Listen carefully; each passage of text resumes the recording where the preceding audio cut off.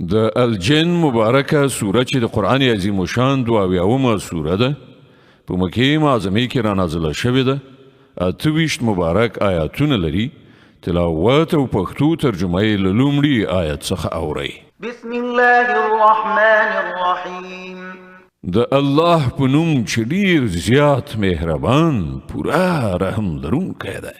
قل أوحي إلي أنه استمع نفر من الجن فقالوا إنا سمعنا قرآنا عجبا يهدي إلى الرشد فآمنا به ولن نشرك بربنا أحدا. ای پیغمبره وایا ماته وحی را لېږل شوې ده چې د پیریانو یوې ډلې په غور سره قرآن ته غوږ کېښود. بیا یې له بیرته ستنېدو وروسته خپل قوم ته وویل موږ خورا یو ډېر عجیب قرآن اورېدلی دی چې د سمې لارې لوري ته لارښوونه کوي. له دې کبله موږ پر هغه باندې ایمان راوړی دی او اوس به موږ هېڅکله له خپل پروردګار سره څوک شریک نه کړو. وأنه تعالى جد ربنا ما اتخذ صاحبة ولا ولدا. او دا چې زموږ د پروردګار شان ډېر لوړ او پورته دی هغه څوک میرمن یا زوی نه دی نیولی. وأنه كان يقول سفيهنا على الله شططا. او دا چې زموږ ناپوهان د الله په باب ډېرې د حق پر خلاف خبرې کوي. وأنا ظننا أن لن تقول الإنس والجن على الله كذبا. او دا چې مونږ ګڼلې وه چې انسان او پیری هېڅکله د خدای په باب دروغ نشي ویلی. وأنه كان رجال من الإنس يعوذون برجال من الجن فزادوهم رهقا. او دا چې له انسانانو څخه ځینو کسانو له پیریانو څخه د ځینو کسانو پناه غوښتله. په دې ډول هغوی د پیریانو غرور لا نور هم زیات کړ. وأنهم ظنوا كما ظننتم أن لن يبعث الله أحدا.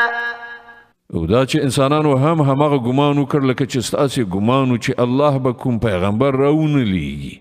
وأنا لمسنا السماء فوجدناها ملئت حرسا شديدا وشهبا.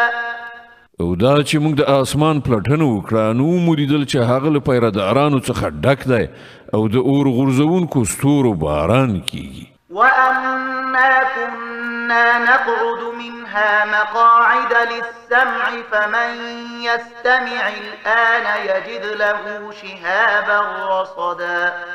او دا چې پخوا موږ د خبرونو د اورېدلو لپاره په آسمان کې د ناستې ځای موندلو خو اوس چې څوک په پټه په غلا د اورېدلو هڅه کوي هغه د ځان لپاره په څارو ځای کې یو اور غورځونکی ستوری موجود مومي.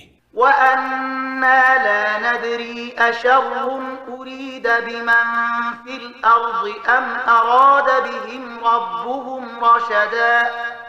او دا چې موږ په دې نه پوهېدلو چې آیا د ځمکې له اوسېدونکو سره د کوم ناوړه چلند کېدلو اراده کړی شوې ده یا د هغو پروردګار هغو ته د سمې لارې ښودل غواړي.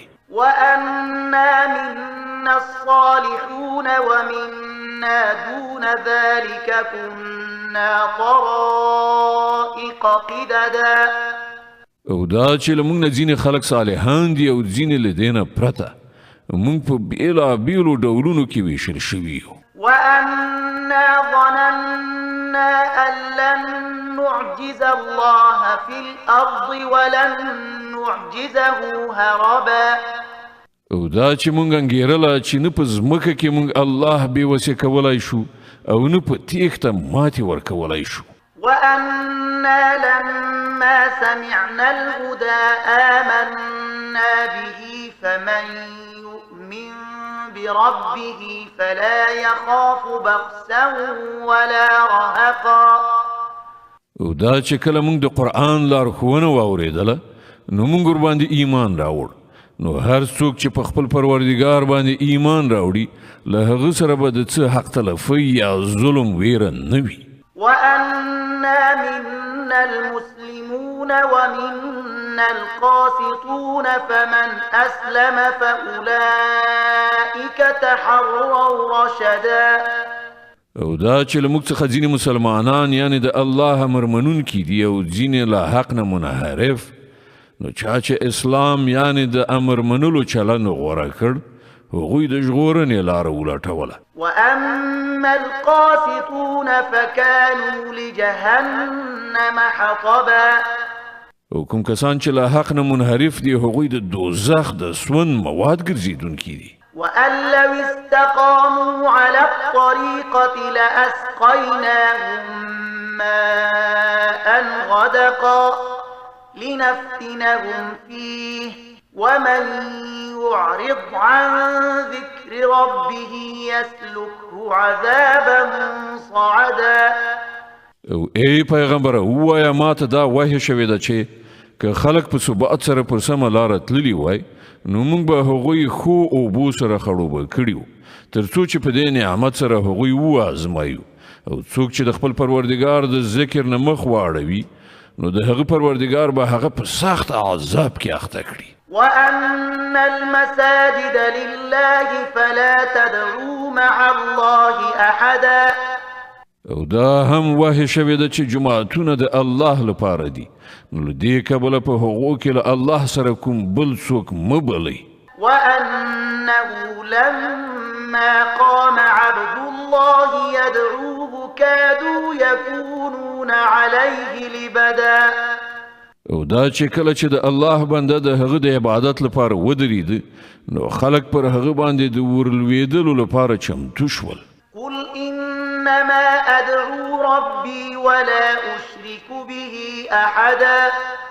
ای پیغمبر ووایه چې زه خو خپل پروردګار بلم او له هغه سره هیڅوک نه شریکوم. قل إني لا أملك لكم ضرا ولا رشدا. ووایه زه تاسې ته نه د څه زیان رسولو واک لرم نه د څه ښېګڼې. قل إني لن يجيرني من الله أحد ولن أجد من دونه ملتحدا. ووایه ما د الله له مؤاخذې څخه هیڅوک نشي ژغورلی او نه زه د هغه له لمنې څخه پرته کوم د پناه ځای موندلی شم. إلا بلاغا من الله ورسالاته ومن يعص الله ورسوله فإن له نار جهنم خالدين فيها أبدا.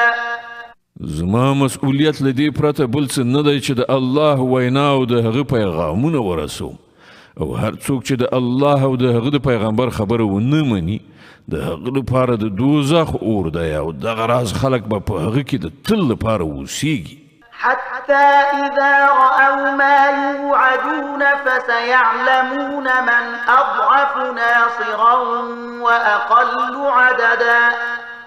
دوی به خپل دغه چلن نه راوان نه وړي تر دې پورې چې کله چې هغه څه وویني چې له دوی سره یې واده کیږي نو دوی ته به څرګنده شي چې د چا ملاتړ کمزوری دی او د چا د ډلې شمیر لږ دی. قل إن أدري أقريب ما توعدون أم يجعل له ربي أمدا.